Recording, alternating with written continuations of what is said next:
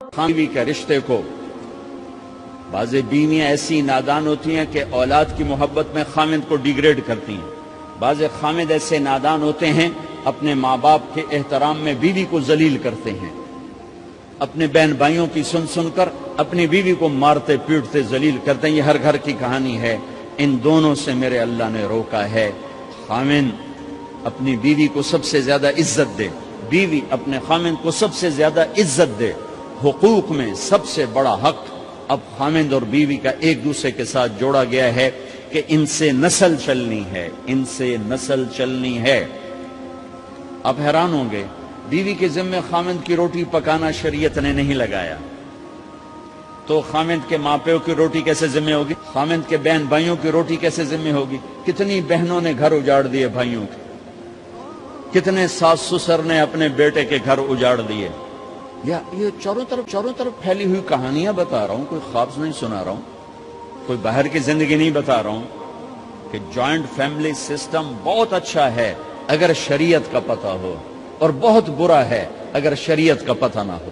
چڑا چڑی بھی اکٹھے ہوتے ہیں تو گھونسلہ الگ بناتے ہیں کہ ساس سورا کے دائیں سرتے نہ آ پاوے۔ شریعت نے یہ عورت آنے والی لڑکی کا حق رکھا ہے کہ اگر خامد کے پاس طاقت ہے تو اس کو الگ گھر دے۔ اگر وہ ڈیمانڈ کرے کہ آپ مجھے الگ گھر لے کر دیں تو یہ ماں باپ کی نافرمانی نہیں، یہ حق تلفی نہیں، اس آنے والی کا حق ہے کہ اس نے تیری نسل کو سنبھالنا ہے۔ اگر یہ ساس کے بھی سنیں، سسر کے بھی سنیں، نندوں کے بھی سنیں، دیور کے بھی سنیں، پھر تیری بھی سنیں، تو یہ تو پاگل ہے، یہ بچے کہاں سے پالے گی؟ یہ بچوں کی تربیت کب کرے گی؟ یہ تو دن کو روئے گی کہ ساسا آکھے، رات کو روئے گی سو رہے آکھے، اگلے دن آکھے گی میں نے تو تیری بہن ہے آکھے ہے۔ تو اس کو تو بچے پالنے کا وقت نہیں۔ ہماری نسل کیوں برباد ہو گئی کہ ماؤں نے اپنی ڈیوٹی چھوڑ دی ہے۔ 3 سال کا بچہ سکول میں ڈالنے بلا سکول والوں کیڑی فکر ہے، انہوں نے پیسے لے کے انہوں کھڑاونا۔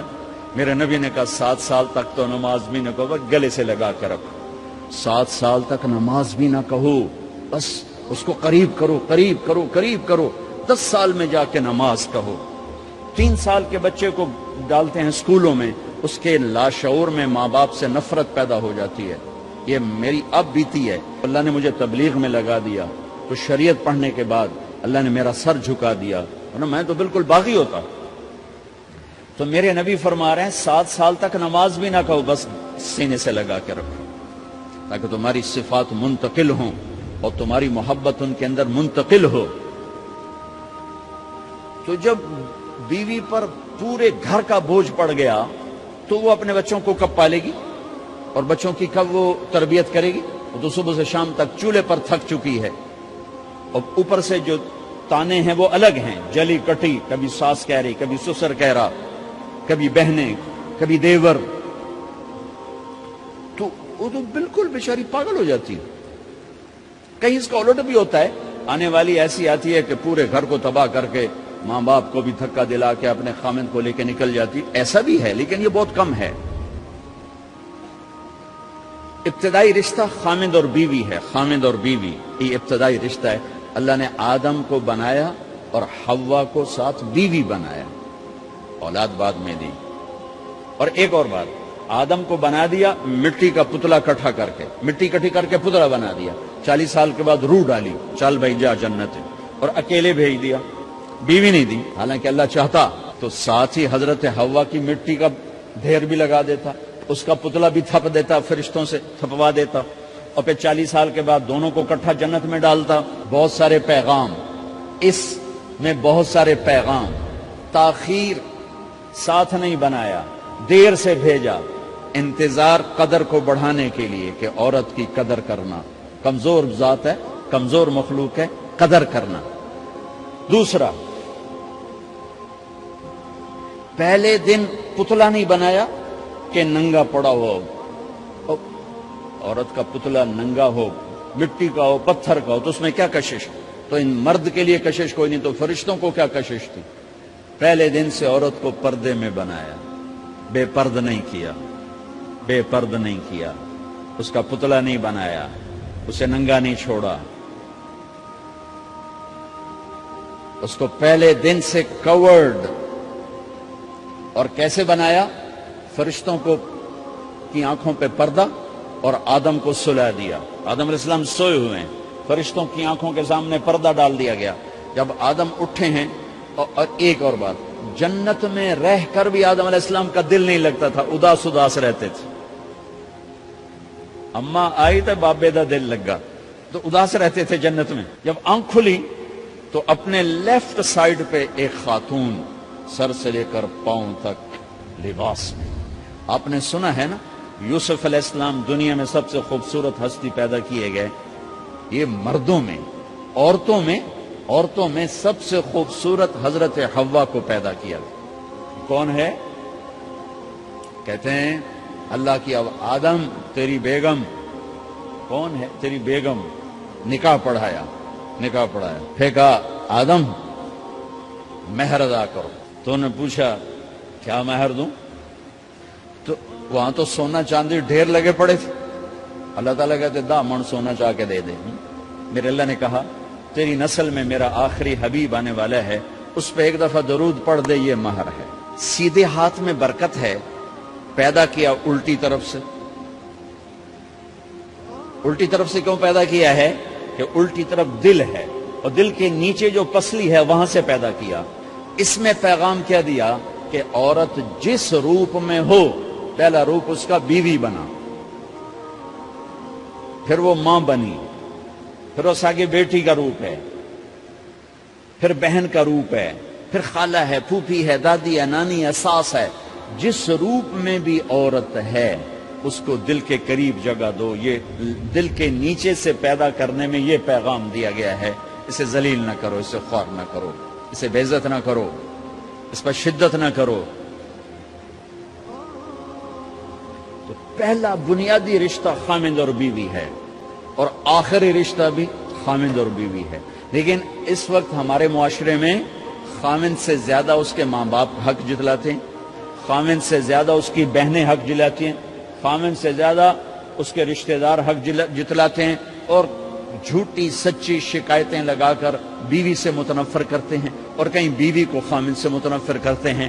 آپس میں لڑائی لڑا کے پھر خوش ہوتے ہیں. میرے نبی سے پوچھا جائے یا رسول اللہ آپ کو سب سے زیادہ کس سے پیار ہے؟ تو آپ نے کہا عائشہ سے. اللہ، وہ جھینپ کے کہنے کے نہیں، میں پوچھ رہا ہوں لوگوں میں آپ کو کس سے زیادہ پیار ہے؟ تو آپ کہتے ابو بکر سے. تو آپ نے پھر کہا ابوہا، مجھے عائشہ کے باپ سے زیادہ پیار ہے. پھر پہلے عائشہ کا، تو پھر کہتے ابو بکر. تو آپ نے کہا نہیں، ابوہا، مجھے عائشہ کے باپ سے سب سے زیادہ پیار ہے. یہ آپ کو میسج دیا ہے کہ گھر کی زندگی کیسے ہوتی ہے. کوئی عشق نہیں چڑھا ہوا تھا، میسج ہے نا.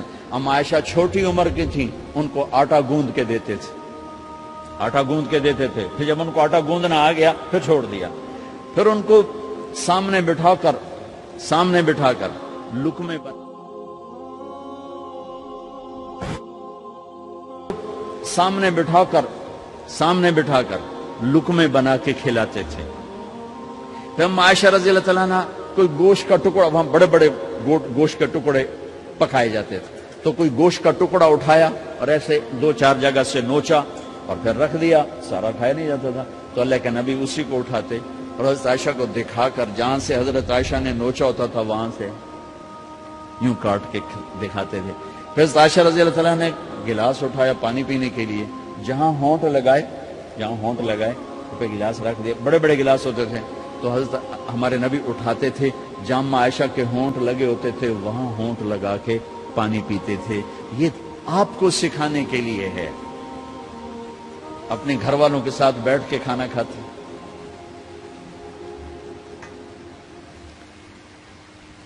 یہ میرے نبی کی معاشرت ہے، یہ میرے نبی کی زندگی. گھر میں جھاڑو دیتے، اپنے کپڑے خود دھوتے. کوئی چیزیں بکھری پڑی ہوتی تو بیوی کو نہیں ڈانٹتے، خود اٹھ کے سیٹ کر کے رکھ دیتے. گھر والوں کے ساتھ مل کر برتن دھوتے، صفائی کرتے، گھر والوں کے ساتھ مل کر. یہ میرے نبی کی ایک خوبصورت زندگی ہے. بھائیو بہنوں، ہم بھلا چکے ہیں. بیوی کے لیے خامد کو سب سے بڑا حقدار. بعض لڑکیاں ایسی نادانی کرتی ہیں کہ شادی کے بعد بھی اپنے ماں باپ کی آنکھ کو دیکھ کے چلتی ہیں. شادی کے بعد سب سے بڑا حق خامد کا ہے. شادی کے بعد سب سے بڑا حق خامد کا ہے. ماں باپ پیچھے چلے جاتے ہیں، بہن بھائی پیچھے چلے جاتے ہیں. لیکن یہ نادانیاں بھی دیکھنے کو ملتی ہیں کہ شادی کے بعد بھی ماں باپ اپنی بچی کو اپنے قابو میں رکھنے کی ترتیبیں سوچتے ہیں تو وہ بھی اپنی بچی کا گھر برباد کر دیتے ہیں۔ میرے نبی سے پوچھا گیا یا رسول اللہ عورت پر سب سے زیادہ کس کا حق ہے؟ تو آپ نے فرمایا اس کے خامند۔ ایک خاتون ہے، یا رسول اللہ میری شادی ہو رہی ہے تو میرے اوپر میرے خامند کا کیا حق ہے؟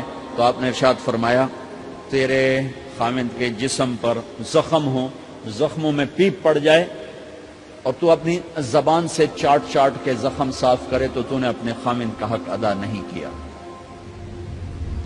خامند کو سمجھایا کہ سب سے بہترین مسلمان وہ ہے جو بیوی سے اچھا سلوک کرتا ہے، اور میرا سب سے اچھا سلوک ہے اپنی بیویوں کے ساتھ، یعنی قاب قوسین او ادنا آپ کا مقام ہے، اللہ پاک کا دیدار اپنی آنکھوں سے کیا ہوا ہے، اور آپ ہمیں معاشرت سکھا رہے ہیں کہ ایک جہاد کے سفر سے واپس آ رہے ہیں، ہم عائشہ ساتھ ہیں، تو آپ نے صحابہ سے کہا بھئی آگے چلے جاؤ، وہ سارے آگے چلے گئے۔ جب سارے نظروں سے غائب ہو گئے تو آپ نے کہا عائشہ دوڑ لگاؤ گی میرے ساتھ؟ عائشہ نے نہیں کہا، میرے نبی نے کہا دوڑ لگاؤ گی؟ آج کل کا کوئی علامہ بھی یہ نہیں کرے گا۔ عائشہ دوڑ لگاؤ گی میرے ساتھ؟ کہا جی لگاؤں گی۔ تو دوڑ لگائی تو عائشہ فرماتی ہے میں آگے نکل گئی، اللہ کے نبی پیچھے رہ گئے، چاہے آپ جان بوجھ کے آہستہ ہوئے ہوں ان کی دل جوئی کے لیے۔ کچھ سال گزر گئے، پھر جہاد کے سفر سے واپسی ہو رہی ہے تو آپ نے صحابہ سے کہا بھائی آگے چلے جاؤ، وہ سارے آگے چلے گئے، غائب ہو گئے۔ عائشہ دوڑ لگائیں؟ کہا جی لگائیں۔ تو فرمایا کہ ان دنوں میں ذرا موٹی ہو گئی تھی، جب دوڑ لگائی تو اللہ کے نبی آگے نکل گئے، تو پھر آپ نے کہا عائشہ ہذہ بتلک، عائشہ اب تیرا میرا حساب برابر ہو گیا، اس دفعہ تو آگے نکل گئی، آج میں آگے نکل گیا۔ یہ میرے نبی کی معاشرت ہے کہ بھری محفل میں کہہ رہے ہیں مجھے عائشہ سے سب سے زیادہ پیار ہے، اور عرب میں عیب تھا، جیسے ہمارے ہاں بھی عیب ہے کہ کوئی بھری محفل میں کہ مجھے بیوی سے سب سے زیادہ پیار، تو تیری ماں کتنے گئی؟ بھائی ماں کا اور خانہ ہے، بیوی کا اور خانہ ہے، ماں کی اور جگہ ہے، بیوی کی اور جگہ ہے۔ تو میں آپ سب سے کہتا ہوں ماں باپ کی وجہ سے بیویوں پہ زیادتی نہ کرو، بیوی کی وجہ سے ماں باپ پہ زیادتی نہ کرو۔